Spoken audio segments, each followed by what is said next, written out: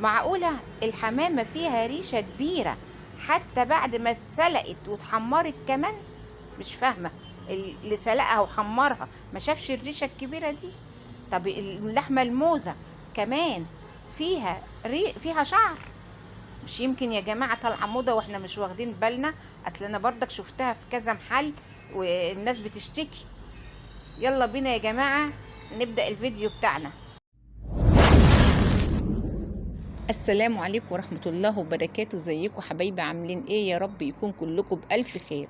النهاردة ان شاء الله معانا قناة يوميات رامي وآية، قناة حلوة جدا جدا وانا دايما بتابعها وبتابع كل جديد هم بينزلوه. النهاردة هيقدموا لنا ايه؟ هيقدموا لنا الاكل جايبينه من كبابجي المنوفي. يلا نشوف رأيهم في اكل كبابجي المنوفي ايه.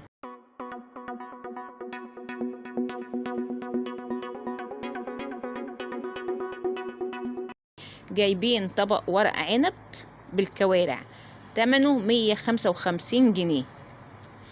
فتحوا الطبق بيقولوا ما شاء الله في ورق عنب كتير وطعمه حلو جدا والتتبيلة بتاعته ايه جميلة. حتى الكوارع قالوا عليها طعمها حلو قوي قوي وعجباهم. ده بالنسبة لايه طبق ورق العنب بالكوارع. حتى هم بيقولوا لما هم بيكلموهم قالوا بيبعتوا سلطات، قالوا لا ما بيبعتوش سلطات، بس هم لاقوهم بعتين لهم سلطات معاهم. ده اول طبق. تعالوا بقى نشوف الطبق التاني اللي جابوا ايه. الكفتة جابوها ربع كيلو. بيفتحوا الطبق بيقولوا ما شاء الله عليك، كفتة شكلها معقول وفيها الخضرة اللي تحت اللي مفروشة تحت الكفتة بيقولوا عليها حلوة قوي. تمن ربع كيلو الكفتة ده اللي هم 4 صوابع ب123 جنيه. ومعاها ايه جايبين بعتين لهم عيش معاها. ده الكفتة لقوها بيقولوا يعني ما فيهاش توابل خالص وما عجبتهمش. حتى بيقولوا مفروض بيبقى فيها حتة دسم كده، حتة دهون. قالوا ما فيهاش حاجة خالص من جواه. حتى بيقولوا لونها من جوه ابيض وبتقرمش.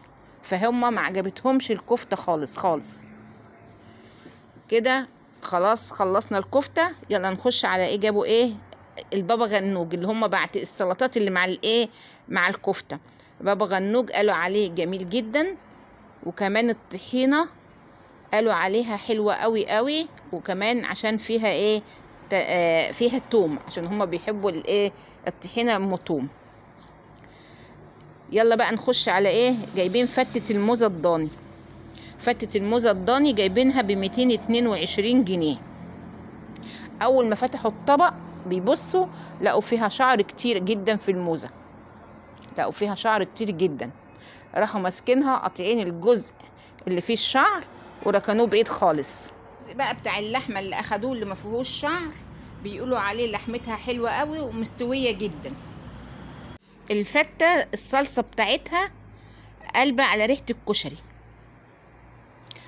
وشكروا في الرز، قالوا الرز حلو والعيش كمان. دلوقتي هنخش على فرد الحمام. فرد الحمام محشي رز 93 جنيه.